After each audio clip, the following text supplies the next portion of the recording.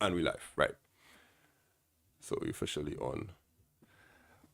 Welcome everyone to the first beta test, beta 1 of the Trini TechCast Live. And I'm happy that you're here. Just remember, you were here first. So when we reach wherever we have to go in life, you could be like, I was there when this thing started. I was there. So my name is Andre Charles. I am currently with a green screen behind me because I haven't figured out what fake background I want to put yet. And this is Akeem there. He's known as Red Bit Tech. I'm known as makeITsimpleTT. We haven't figured out our intro yet, but that sounded like it was good. Good afternoon, evening to you, sir. Yeah. Hey, afternoon, Andre. Good to be here. Good to finally be on the show. I know this has kind of been in the works in the background the past couple of months, but Yeah, but when I messaged you about this since May end, somewhere around there. Yeah, March, I think so. Yeah, somewhere around there. That's before you went on your TikTok hiatus. Yeah, I mean, it has happened. It has happened. A little too much. But I'm back now. I'm back since I started back this. Is few people that could go on a hiatus for 2 months and then come back with a 70K video one time, eh? Just let's point out. Yeah. I mean, I just say thanks to Apple for that, you know. So you ain't really, that's not really a company that you kind of associate yourself with too much, but I would say thanks to Apple. Excuse you? Just don't get tired with me, you know.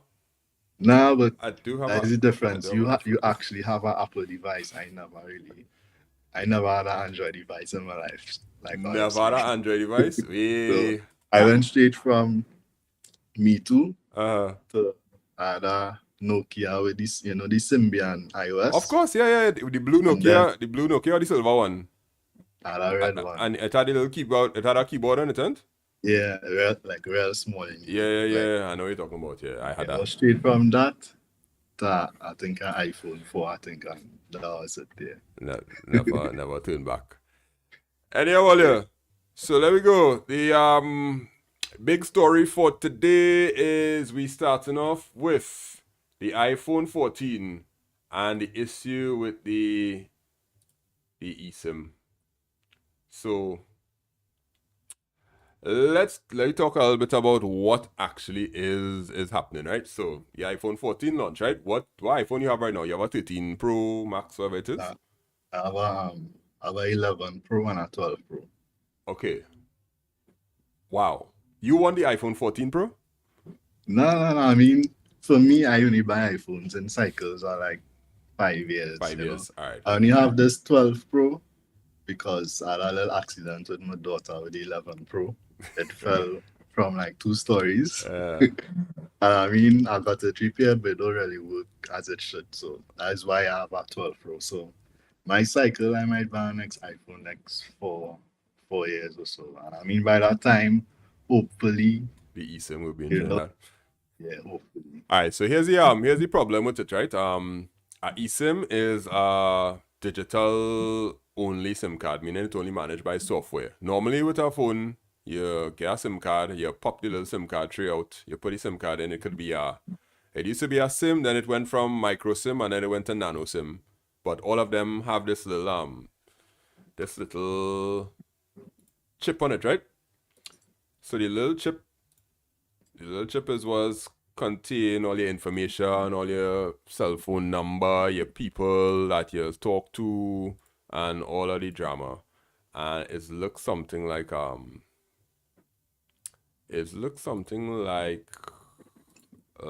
this, right? So we have SIM card, right? So there's a SIM card here, right? Good.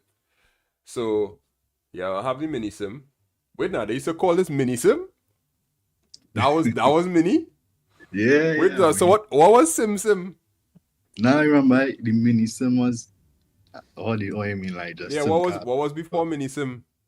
I'm not sure. Alright, so this mini SIM, then they had micro SIM with a little piece on the outside here, and then they had nano SIM. So everybody on a nano SIM right now. I remember I used to have to cut SIM cards for people and things to get their phone.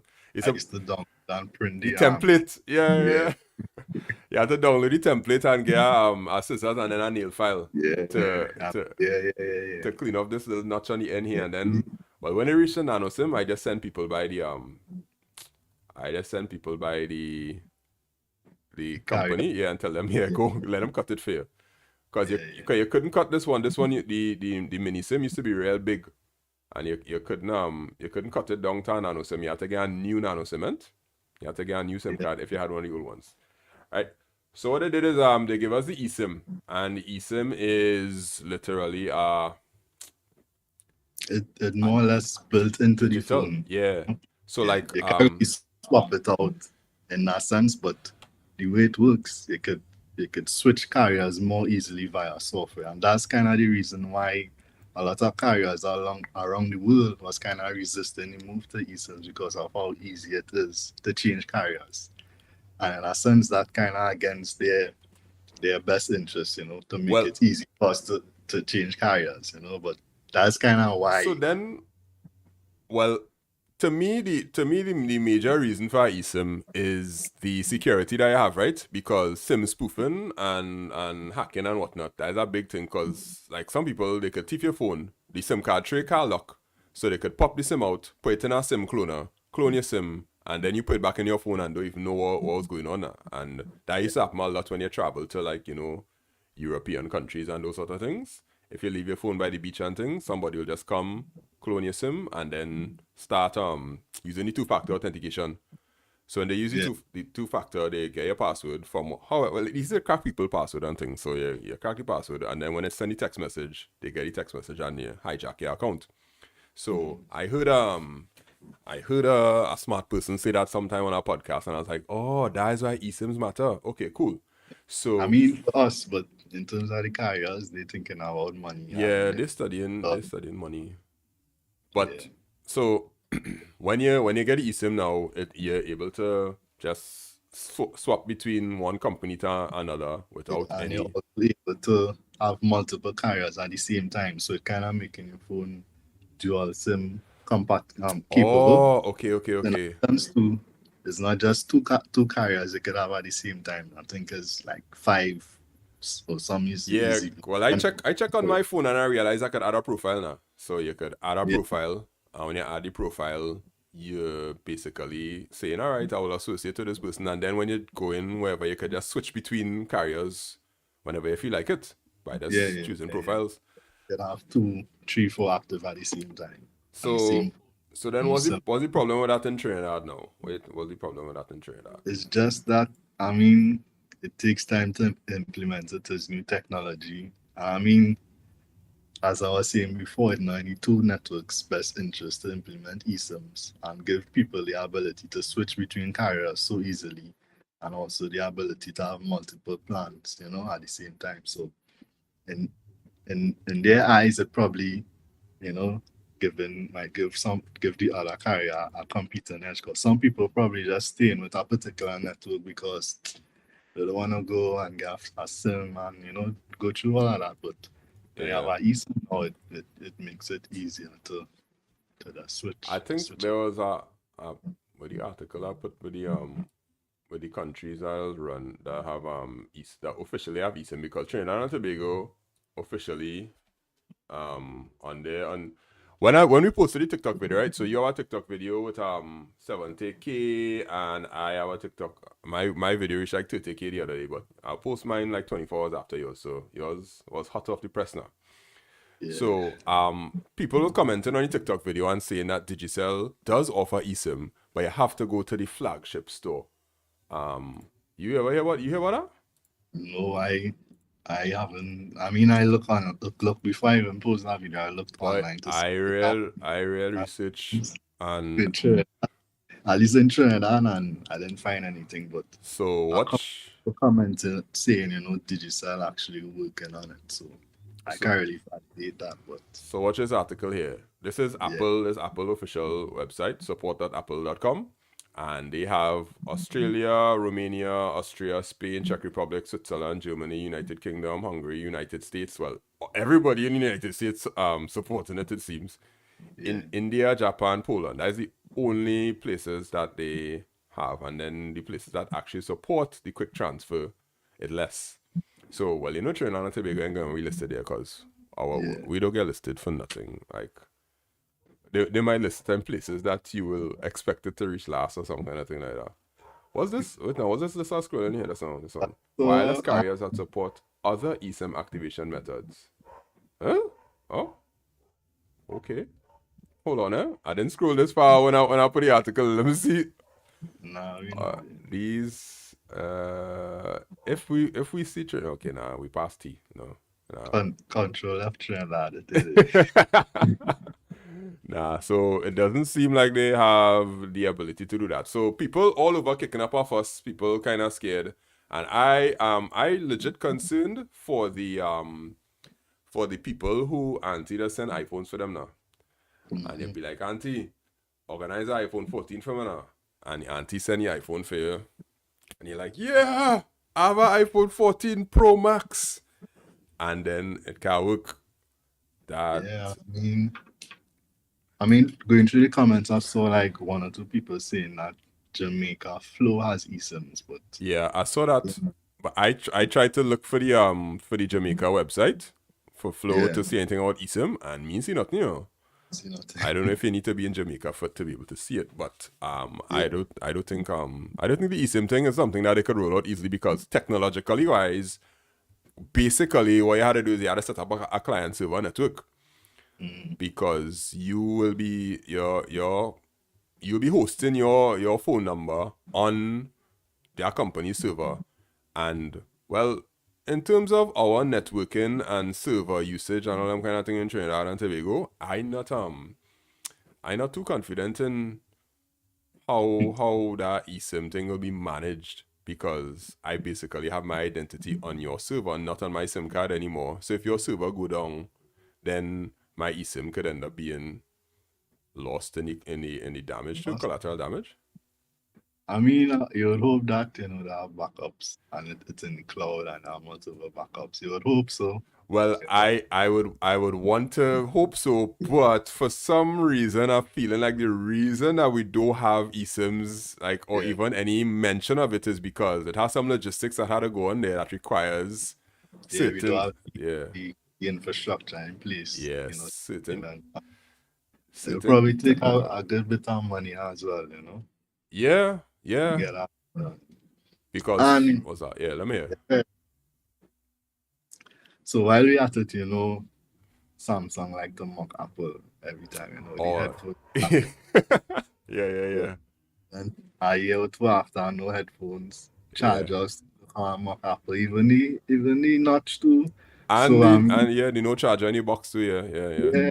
I mean, in a year or two, you might see Samsung start pulling the same thing, but next year, maybe by that time, eSIMs might be a bit more prevalent. eSIM supported since the S20, 2018. Yeah, so like my Pixel, I check on my Pixel 6, and I see it had the eSIM option to add carriers. I didn't check on the Pixel the 3A.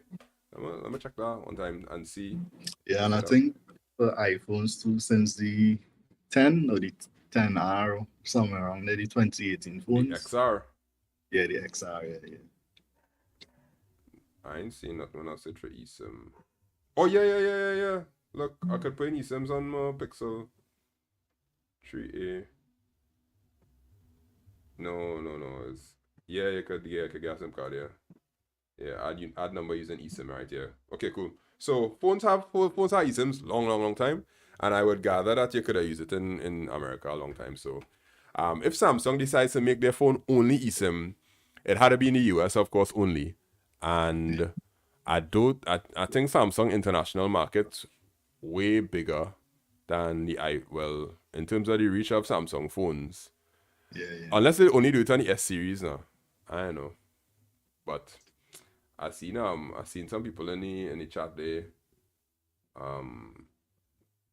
The eSIM, can you have like both B-Mobile and Digi? Yeah, with a eSIM you could have both B-Mobile and Digicel and just jump between either one whenever you feel like it, however you feel like it. I don't know how it's work with WhatsApp though. You ever think about how it's work with WhatsApp? Like your WhatsApp number. Yeah.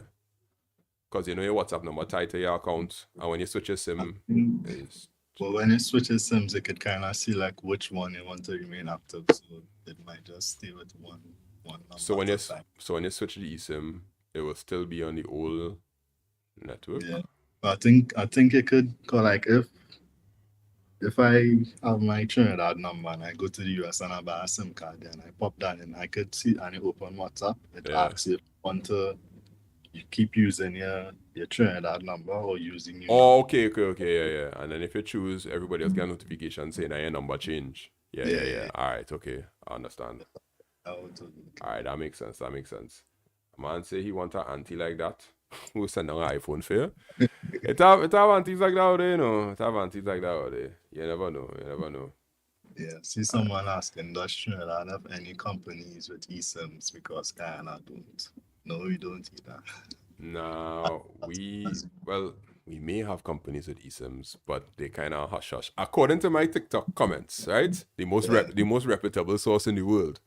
I think that's what they say, but I can't say it for sure. And then Jabri say, let's work on proper internet first. Well, I mean, it's a lot of things we could work on first in this country. A lot. Well, I just waiting for the Facebook marketplace to get full up with people selling iPhone 14 Pros and telling you, yeah, it working. Just put in your SIM card and it go work. Yeah, 33. And then men go start a comment and be like, how you putting in a SIM card in an iPhone 14 Pro? And they'll be like, nah, yeah, it working. Just put it in and work. Because everybody will be lying. It's going to cost more to bring an iPhone 14 in Trinidad because logistically, you have to buy from a different market, whether it's Canada or Europe, yeah. I think a lot of people get their stuff from the US. Yeah, most people get their stuff from the US, yeah. And Amazon, right? Amazon is like them sellers lie all the time. So they have the 14 Pro Max and they'll tell you international SIM version. And then when you buy it, you realize, you get it. That happened real plenty with Verizon, who's use CDMA. When they didn't have SIM cards, people buy real phones online and then end up having to it can't work because it's only a CDMA. Yeah, I saw a few people, asking or mentioning like, what's the difference between CDMA and eSIMs? I was kind of seeing kind of going back in time. Yeah, it's true. Yeah. Well, the eSIM is basically internet. It's basically using digital protocols, whereas the CDMA was using the bands now. So it's kind of like having an IP address as opposed to having a radio antenna now. Yeah, I think with CDMA as well, it was kind of, so if you buy a CDMA phone, it was kind of tied to that network and that phone number. Only, yep, and you could never change it. Yeah, CDMA only goes up to like 3G. Yeah. Got 4G, Yeah. So any difference, it could better internet protocols, better speeds, and it could change your carriers and stuff. All right, cool. Well, that was story 1 day. Let me jump into our next story. Where is it? All right, so watch this one now. MasterCard, right? MasterCard is going to start to accept payments in Trinidad and Tobago by using some sort of fintech, right? So credit card giant MasterCard hopes to offer technology-based payment solutions to governments, businesses, and citizens as it opens an office in TNT. Now, for MasterCard to open an office in Trinidad and Tobago, that is a big thing because Visa and MasterCard used to like treat Trinidad and Tobago like with a 10-foot pole and hold it away. Because when you wanted, back in the day, when you wanted to try to get credit card payments on our website, and you had to do an application through the bank to get Visa accepted on your website, it's real hoops you have to go through, Real drama authentication.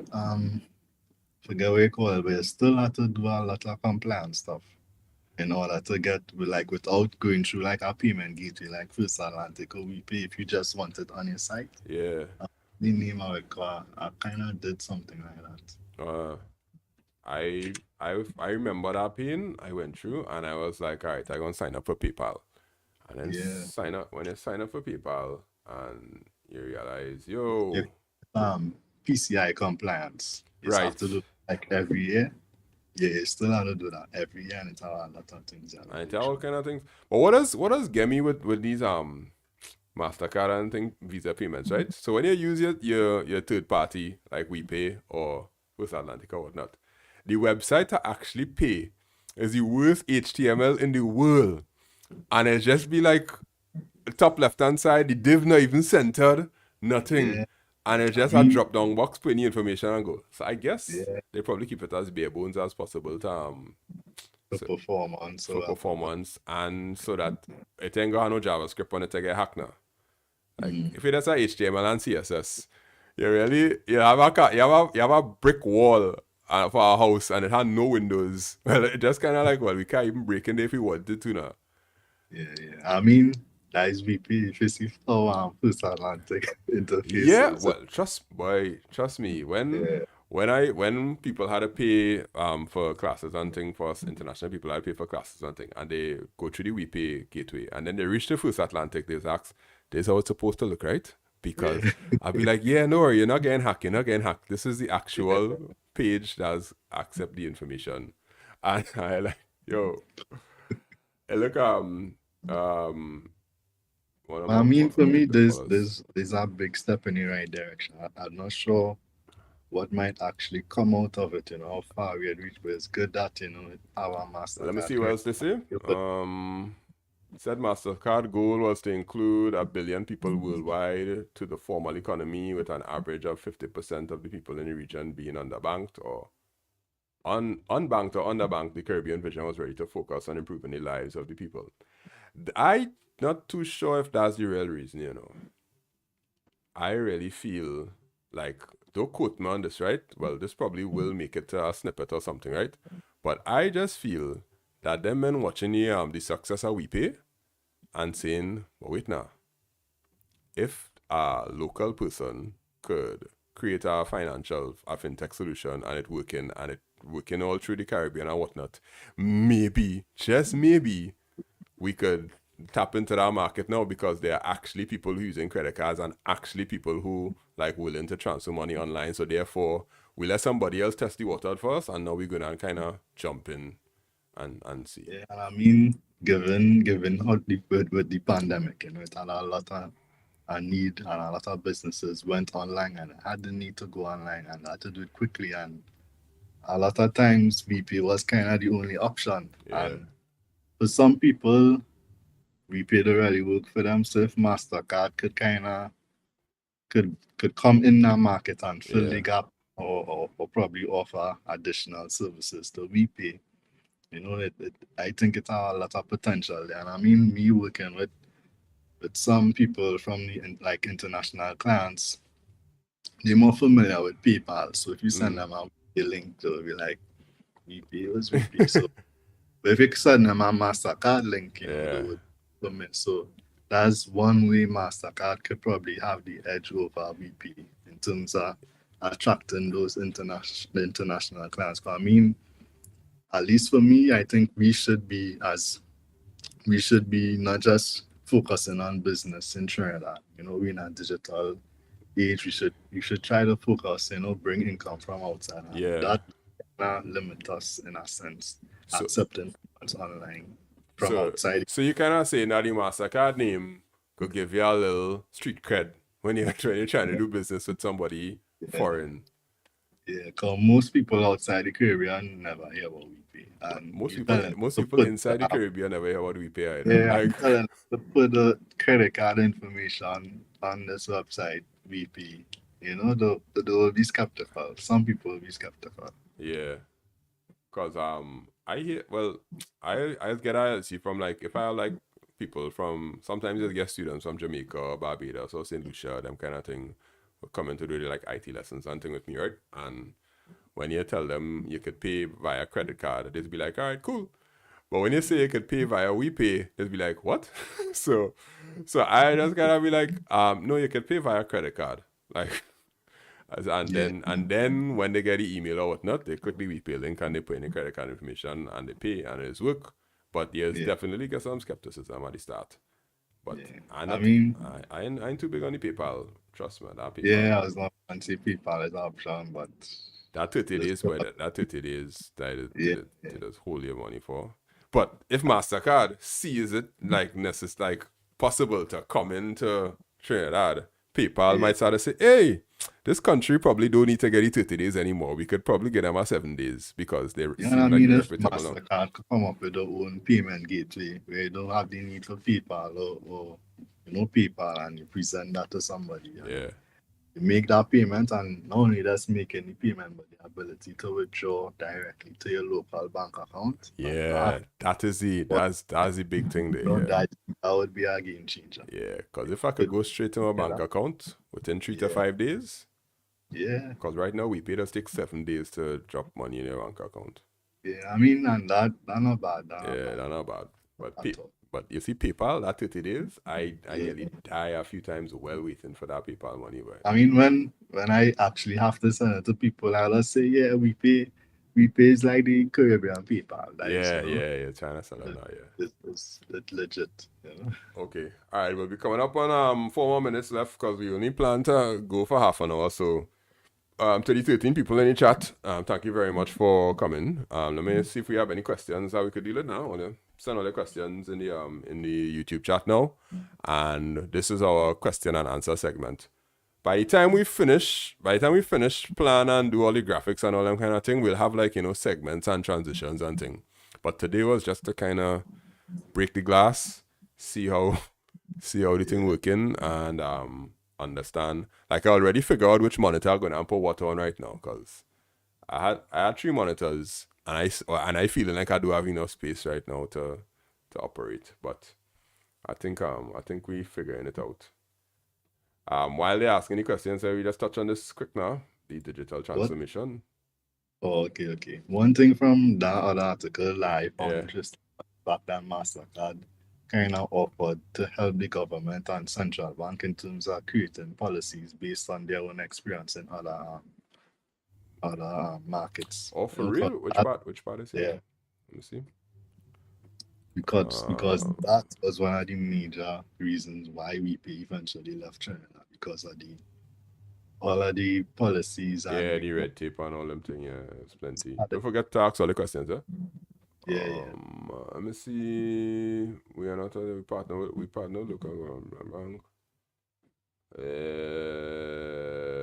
I ain't seen the part that you was talking about that, but look for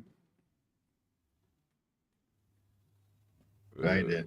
Being a multinational company, we are leveraging the global experience of countries that have successful fintechs and bringing a sort of education or to our central bank, and hopefully everyone working together in the ecosystem. Even above that, it will help the central bank understand the various options. They say they're cautious but open. They're conservative by nature, but they have to protect the ecosystem, the payment system, the individuals, etc. All right. Yeah. It's offering its expertise in public policy to the central bank. Yeah, and others working in the financial ecosystem. I don't want them to come in and really knock out our either we pay fanboy now. Because I mean they do a lot of good. Yeah, I don't want them to come. Like how, Amazon go see somebody selling something, and then they be like, all right, let me create an Amazon brand for it and start to sell it cheaper. And then the original people know how to go out of business because of that. I really not about that life. I can handle the big corporations seeing an opportunity and coming and cannibalizing the smaller economies now. Kind of colonialism vibes. All right, let me see how question. Do you think Apple will eventually do major innovations like Samsung with the fold phones, or just stick to incremental innovations?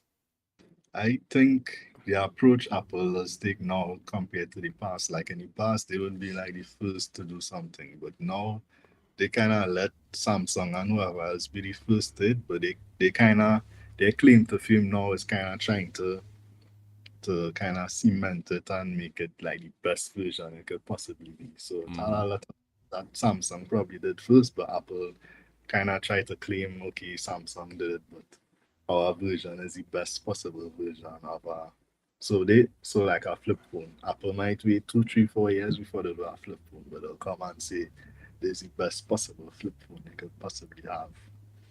Yeah. I think that in the past few years Samsung did first, but Apple Apple come and, you know, they present it as a new feature. Because Yeah.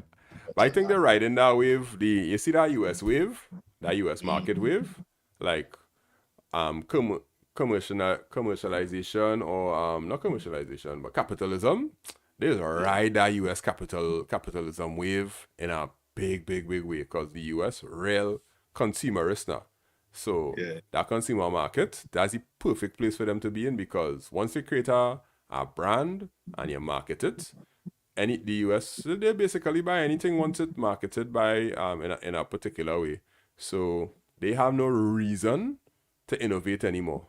They literally have no reason to do anything new because their market base is so converted right now that the most that they had to do is to get young people to fall into it, and they're doing that already because of the consumerism in the US and being cool and that kind of thing. So I mean, there's that kind of exclusivity to know. It's part of your iPhone. Yeah. Blue bubble thing, you know. Yeah. So and that's why like Samsung and them days make it in other markets like India and them kind of places because first of all they gain a variety and the people there they don't have that kind of privileged sort of culture or mentality. Them is a work hard kind of generation where you had to work for what you want and make sure you choose wisely and all them kind of thing. So Apple and China. Apple and China to do anything. I mean, they will have one or two things, you know, like they try to innovate around the notch, we don't call it a dynamic island. Dynamic island. It's nice though. One or two things is do. I mean, like the seamless integration between like. I think in the upcoming iOS or macOS, we can move stuff. Yeah, you can slide between. I think they were supposed to release it this year, but it ended up going through some bugs or something, so I read. And they didn't. Things, you know. But everything that they release that is like super innovative is always around the ecosystem. It's never to compete with another brand. It's always to try to make the ecosystem better, to make you stay inside the ecosystem, which you had to respect. You had to respect that from long time. I ain't really like Fixwin PC. He's saying it's the ecosystem because it is the ecosystem, and I can't fault them. It's just once you're in the ecosystem, live in it and breathe in it and deal with it, and you will make it. But if you're outside the ecosystem, I've seen I help too much people with MacBooks. That don't understand. Listen, your car. Expect to be using this MacBook and then have your Galaxy phone and want to be transferring data and all kind of thing and all that kind of stuff. You're setting yourself up for problems. Like figure out what you want. Because you might just need an iPhone if you want to be taking all the pictures and you want to transfer to your Mac properly to do your video editing and thing. You probably need to be all smarter or to use third-party solutions like your Google Drive and thing and then the worst part, well, just a side note, you see that when they want to get cracked software for a Mac, like dealing with Windows my whole life, like I know about software, I know where you could get things and how you could do this and alternatives and all that kind of thing, and then it must be like, so you could organize something for me, I must be like, bro, you're using a Mac, boy. I mean, it's possible enough. It is, but between me and you, a while ago I had cracked software on my Mac, so it's possible. But it's harder. It's possible for a techie person to do. Yeah, it's harder to find. So, whereas Windows, you might have 10 different sources to download that. Yeah. And on Mac, it might just be one source and one source. Yeah. So, you gotta kind of know where you're living at. Let me see who's this. Jarvis asking me if I saw the new OnePlus phone, the OnePlus 10T. Yeah, I saw it. The reviewers on them. Kill off that OnePlus 10T, but they was like, well, the OnePlus 10T by itself is a good phone, but from where OnePlus came from to where they are now, real men totin', because OnePlus was the original cheap phone, well, the mid-range phone that could do plenty, and you get the best bang for buck now. But now OnePlus they started to lose their way when they came out with the OnePlus 10, and now the 10T, they dropped the price a little bit. but it's still compromise. And most of the people who remember the original days, they ain't too happy about it. But I understand. There's the part where I just smile and nod, bro. Oh, you don't know what OnePlus? You know my own OnePlus? Yeah, I know about it, Oh. but it's not like I would go and look at our OnePlus. I mean, it might come up on my feed and I would watch it, but I'm not going and look at our OnePlus specs. Okay. Yeah, well, you'll get a charger in the box. That's the selling point. Yeah. Brazil will not see that. Yeah. Well, that Brazil suing Apple thing, that Brazil caused real problems with plenty companies, yeah? They caused problems with WhatsApp a few times to get sensitive information. And they sue Apple a few times when it what does Apple do before the charger thing? Something they did. I know it had with the EU, where the EU sued them. Yeah, the EU for the slowing down the for the battery. Not the battery, the charger, the lightning. They're trying to enforce C++. Oh, yeah. From next year, they had to use USB-C. Yeah. Yeah, from next year, they had to be... The iPhones next year, most likely. Yeah. I did a side-by-side with the Samsung A53 and the OnePlus, and the A53 actually winning in specs and battery time. Yeah, the A-series on Samsung went out from a long time. Like, I'll recommend the A-series before the S-series to 90% of people. Anybody that was S-series, you had to be doing some sort of video work that you need them cameras on them. But our A-series winning years now. Yeah, me too. Anyhow, it's 8:37. We were supposed to run for half an hour, so of course we will tighten up things as we go along. So this video gonna get chopped up a little bit, and we're gonna create some short content for our TikToks and shorts and reels and whatnot. So those of you all who beta tested, thank you very much. Send the comments to my inbox. No, my inbox, Instagram DM if you're following on Instagram. And if you have me on WhatsApp, you could send all mods, or you could send the comments in the WhatsApp group. And next week we will do beta 2 and see if we could make the changes, start to implement the logo and all them kind of thing, and see how that's gonna work out. I don't know if we'll get the intro by next week, but we'll figure all that out also. And yeah, I think we're good there. I think this was a good first run. Let me see how this going on. And I mean, as things go along, we might have some special guests in the industry. Yeah. All of that we look into plan and thing, and probably ask some students who doing computer science right now and all them kind of thing, and talk about different things that matter to people, and of course question and answer. Yeah, people are actually in the tech industry and implementing good stuff. I like actual good use of technology in Trinidad and who knows, probably the Caribbean. Yeah, man, and then we can all win. At the end of my time and respond to man, or after 3 weeks. Nah, people like us be real busy. Yeah, busy. If me and you could be busy, imagine how busy. Yeah. Alright, so we ended up the stream there earlier. Thanks a lot. And I'll see you all next week, same time, 8 o'clock. And we will see how we could upgrade from beta 1 to beta 2. Thank you very much, mods, Javish and Ren and Jared and Gio. And who else was here? Faith was here at the start too, yeah. All of y'all, thanks a lot. We will talk next week, right? So, later. Cue outro music.